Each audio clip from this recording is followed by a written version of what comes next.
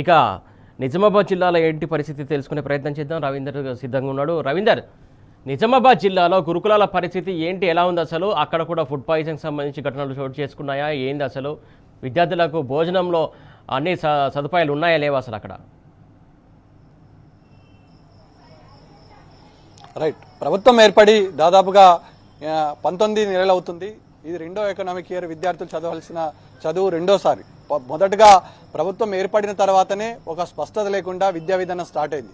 ఆ రోజే విద్యాశాఖ మంత్రి లేడు, అగమ్య గోచరంగా విద్యా విధానం ప్రారంభమైంది, సంబంధిత అధికారులు లేరు. కానీ ప్రభుత్వం నేర్చుకోవాల్సిన పరిస్థితి వచ్చింది.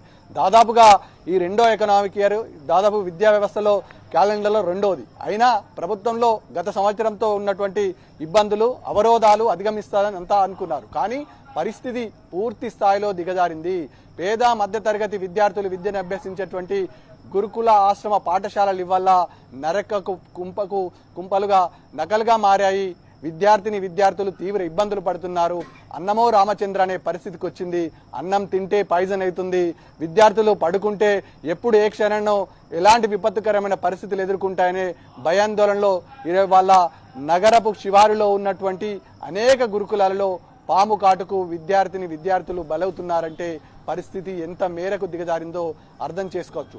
బంగారు భవిష్యత్తు ఉంటుందని విద్యార్థుల తల్లిదండ్రులు ఆశ్రమ పాఠశాలలకు పంపితే ఇవాళ అడ్రస్ లేకుండా పోయే పరిస్థితికి ఏర్పడుతుందని ఆందోళన వ్యక్తం చేస్తున్న పరిస్థితి, భయపడుతున్న పరిస్థితి స్పష్టంగా కనబడుతుంది. ఉమ్మడి నిజామాబాద్ జిల్లాలో దాదాపుగా 12 గురుకుల ఆశ్రమాలు కామారెడ్డి జిల్లాలుంటే 19 నిజామాబాద్లో ఉన్నాయి. ఇవి ఒకప్పుడు వెలిగాయి.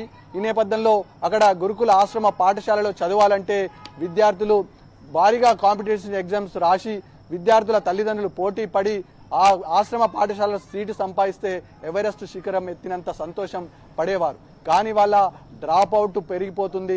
విద్యార్థులు గురుకుల ఆశ్రమ పాఠశాలలకు వెళ్ళాలంటే ఇబ్బందులు ఎదుర్కొంటున్నారు. ఏ క్షణాన ఎలాంటి వార్త వినాల్సిందే వస్తుందని అటు విద్యార్థుల తల్లిదండ్రులతో పాటు విద్యార్థులు భయాందోళన వ్యక్తం చేస్తున్న పరిస్థితి స్పష్టంగా కనబడుతుంది. ముఖ్యంగా విద్యార్థులు ఈ ఆశ్రమ పాఠశాలలో విద్యను అభ్యసించాలంటే నరకం దినదినం ఒక నరకంగా కనబడుతుంది. ముఖ్యంగా బీఆర్ఎస్ ప్రభుత్వం ఉన్నప్పుడు కేసీఆర్ ముఖ్యమంత్రిగా కొనసాగిన సమయంలో ఉన్నట్టు ఇప్పుడు పరిస్థితి లేదు అనే ఆందోళన తల్లిదండ్రుల్లో స్పష్టంగా కనబడుతుంది. మాకు ఆహారం కావాలి, మాకు అన్నం కావాలని విద్యార్థులు రోడ్డెక్కి ధర్నాలు చేసిన పరిస్థితి ఉమ్మడి నిజామాబాద్ జిల్లా వ్యాప్తంగా స్పష్టంగా కనబడుతుంది. ఇక అసాంఘిక కార్యక్రమాలకు అడ్డాలుగా మారాయి. పూర్తి స్థాయిలో పర్యవేక్షణ లేదు. విద్యార్థులు ఏం చదువుతున్నారు, విద్యార్థులకు కావాల్సిందేంది, మెనూ ఏంది, మెనూ ప్రకారం భోజనం వడ్డించక దాదాపుగా నెలలు గడుస్తుంది. అయినా విద్యార్థుల్లో ఇవాళ ఆహారం అందించక విద్యార్థులు అర్ధాకలితో కడుపు మార్చుకొని పండాల్సిన పరిస్థితి ఉంది. కానీ అధికార యంత్రాంగంలో కానీ ప్రజాప్రతినిధుల్లో కానీ ఏమాత్రం చలనం లేదు. ఇవాళ పిట్టల్లా పేద మధ్య తరగతి బీసీ విద్యార్థులు చనిపోతుంటే ప్రభుత్వం నుంచి కనీసం ఒక ప్రకటన లేదు. ఏం జరుగుతుందనే విషయం పైన క్లారిటీ లేదు. ముఖ్యంగా ఆశ్రమ పాఠశాలలో బడుగు బలహీన వర్గాల విద్యార్థులు ఉంటారు. ఒకప్పుడు ముఖ్యమంత్రి నేతృత్వంలో, ఆనాటి ముఖ్యమంత్రి కేసీఆర్ నేతృత్వంలో అప్పుడు ఆర్ఎస్ ప్రవీణ్ కుమార్ గారు ఒక అద్భుతమైన ప్రణాళిక రచించి ఈ చార్ట్ ప్రకారం మెనూను అందించి విద్యార్థులకు విద్యాబోధనలు జరిగాయి. కానీ వాళ్ళ ఆ మెనూ పూర్తి స్థాయిలో మాయమైపోయింది. ఏదైతే మెయింటైన్ చేస్తారో కాంట్రాక్టులకు ఇప్పటి వరకు బిల్లులు లేవు. ఆ బిల్లులు చెల్లిస్తేనన్న కాంట్రాక్టులు కనీసం ఆహారం వడ్డించుకోవడానికి వెసులుబాటు ఉంటుంది. నెలలు గడుస్తుంది. ఇవాళ క్షేత్రస్థాయిలో ఉమ్మడి నిజామాబాద్ జిల్లాలో బిల్లులు రాక 6 నుంచి 8 నెలలు అవుతుందని కాంట్రాక్టులు ఆందోళన వ్యక్తం చేస్తున్నారు. చారుతో పాటు పులుసుతో నెట్టుకొచ్చే పరిస్థితి ఉంటుంది. విద్యార్థులకు పౌష్టికరమైన ఆహారం అందించక అదేవిధంగా విద్యార్థులు చాలని ఆహారంతో ఇబ్బందులు పడుతున్నారు. అయినా ఏ ఒక్కరు కానీ క్షేత్రస్థాయిలో కలెక్టర్ కానీ ఇక్కడున్న ప్రజాప్రతినిధులు కానీ ముఖ్యంగా దీనికి సంబంధించిన ప్రిన్సిపల్ సెక్రటరీ కానీ పర్యవేక్షణ లోపం పూర్తిగా లేదు. ఏం జరుగుతుందనే విషయం పైన వాకబ్ లేదు. ముఖ్యంగా ఇటు కామారెడ్డి జిల్లాలో ఉన్నటువంటి బీబీపేట గురుకుల ఆశ్రమ పాఠశాలలో మహాత్మా జ్యోతిరావు పూలే ఆశ్రమ పాఠశాలలో విద్యార్థులంతా ఆందోళన వ్యక్తం చేస్తున్నారు. అదే స్కూల్లో చదువుకోవాలి, అదే స్కూల్లో పండుకోవాలి, ఒకే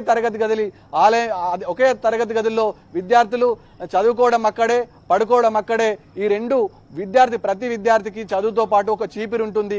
ఆయన ఉన్నంతసేపు దాన్ని తుడుచుకొని మళ్ళీ అక్కడనే దాన్ని చదువు చేసుకొని పండుకోవాల్సిన దుస్థితి పరిస్థితి ఏర్పడిందంటే పరిస్థితి ఎంత అగాధంలోకి నెట్టేసిందో అర్థం చేసుకోవచ్చు. ముఖ్యంగా విద్యాశాఖ పూర్తి స్థాయిలో రివ్యూ లేదు.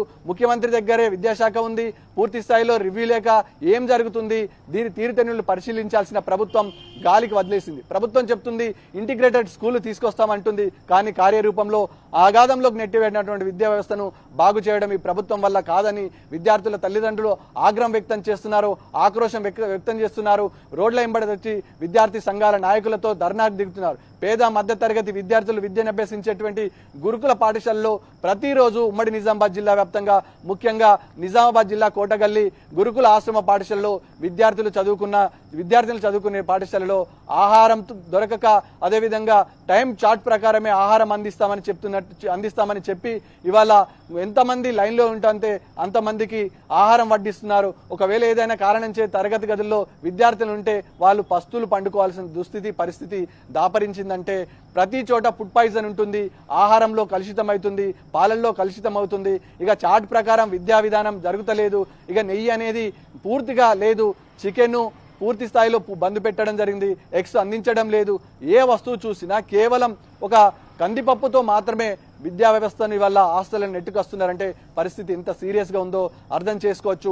దీనిపైన పూర్తి స్థాయిలో ప్రభుత్వం మానవతా దృక్పథంతో వ్యవహరించాల్సిన అవసరం ఉంటుంది. బడుగు బలహీన వర్గాల మధ్యతరగతి పిల్లలు ఎంతో బంగారు భవిష్యత్తు ఉంటుందని ప్రభుత్వాన్ని నమ్మి వాళ్ళ ఆశ్రమ పాఠశాలలు అప్పచెప్తే శవాలకు అప్పచెప్పాల్సిన పరిస్థితి దాపురించింది. ముఖ్యంగా బడుగు బలహీన వర్గాలకు సంబంధించినటువంటి విద్యా విధానానికి సంబంధించినటువంటి వ్యవస్థ ఆనాటి ముఖ్యమంత్రి కేసీఆర్ దృఢ సంకల్పంతో కృతానిశ్చయంతో ఇక్కడ చదువుకున్నటువంటి నిజామాబాద్ జిల్లా చదువుకున్నటువంటి ఎంతో మంది విద్యార్థులు ఎవరెస్ట్ శిఖరాన్ని ఎత్తారు, అదేవిధంగా ఎక్కారు. ఈ నేపథ్యంలో ఆ విద్యార్థులకు తోడ్పాటును అందించిన ప్రభుత్వం ఇవాళ ఆ సంకల్పం అలా ఉంటే ఇవాళ పూర్తి స్థాయిలో దిగజారిపోయింది. ప్రభుత్వానికి ఏమాత్రం శ్రద్ధ లేదు. ఆశ్రమ పాఠశాలను మూసివేసే దిశగా కొనసాగుతుంది.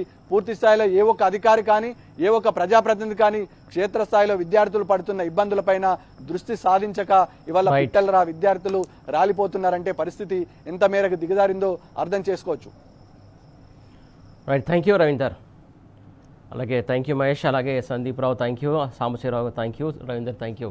మొత్తానికి చూస్తున్నాం కదా ఏదైతే తెలంగాణ వ్యాప్తంగా ఉన్నటువంటి గురుకులాల పరిస్థితి ఎలా ఉంది, గత ప్రభుత్వంలో ఎలా ఉండే, ఈ ప్రభుత్వం వచ్చినాక ఎలా ఉందనేది మనం క్షుణ్ణంగా గమనించాం. అలాగే దానికి సంబంధించినటువంటి లైవ్ అప్డేట్స్ కూడా చూసాం. ఎక్కడెక్కడ ఎలాంటి ఘటనలు జరుగుతున్నాయి, పాము కాటుతో విద్యార్థులు చనిపోతున్నారు, అలాగే ఫుడ్ పాయిజన్తో పిల్లలు ఆసుపత్రుల పాలవుతున్నారు, కొన్ని చోట్ల అయితే చనిపోయినటువంటి పరిస్థితి కనబడుతుంది. అలాగే ఇంకోటి ఖమ్మం ఘటన కూడా చూసాం మనం. ఏంటంటే పిడ్స్ వచ్చి అక్కడ చిన్నారి కూడా ఎగ్జామ్ రాస్తున్నటువంటి టైంలో పిడ్స్ వచ్చి ఆ చిన్నారి కూడా సకాలంలో ఆసుపత్రికి తీసుకుపోకపోవడం వల్లే ఆమె చనిపోయిందని చెప్పేసి అక్కడ విద్యార్థుల తల్లిదండ్రులు కూడా ఆరోపిస్తున్నారు, స్ట్రైక్ కూడా చేస్తున్నారు. దానికి సంబంధించి పోలీసులు కూడా వాళ్ళని అదుపులోకి తీసుకున్నారు. అక్కడ మొత్తానికి అక్కడ ఇష్యూను డైవర్ట్ చేసే క్రమం కనబడుతుంది. మొత్తానికి చాలా పెద్ద ఎత్తున విద్యార్థుల పాలిట ప్రభుత్వం చాలా నిర్లక్ష్యంగా వ్యవహరిస్తుంది. ఖచ్చితంగా ఏదైతే విద్యార్థులు రేపటి భవిష్యత్తు తరాలకు పునాదులు అంటారు, కాకపోతే వీళ్ళు మాత్రం ఇక్కడ ప్రభుత్వం మాత్రం పట్టించుకోలేదని చెప్పేసి విద్యార్థులు పెద్ద ఎత్తున ఆందోళన వ్యక్తం చేస్తున్నటువంటి పరిస్థితి కనబడుతుంది. ఇప్పటికైనా ప్రభుత్వం స్పందించి విద్యార్థి లోకాన్ని కాపాడాల్సిన అవసరం ఉందని చెప్పేసి అందరూ కోరుతున్నారు. ఇది ఇవాళ బరాబర్ కార్యక్రమం.